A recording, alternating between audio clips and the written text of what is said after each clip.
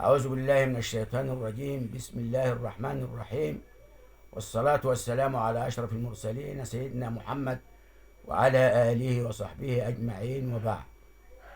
في آخر يوم من شعبان قال رسول الله صلى الله عليه وسلم: يا أيها الناس، قد أظلكم شهر عظيم مبارك، شهر فيه ليلة خير من 1000 شهر، من حرم ثوابها فقد حرم.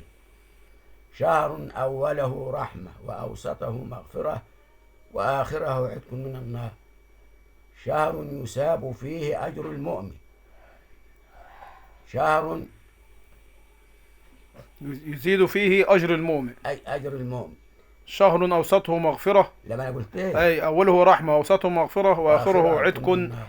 من النار. شهر يساب فيه أجر المؤمن، شهر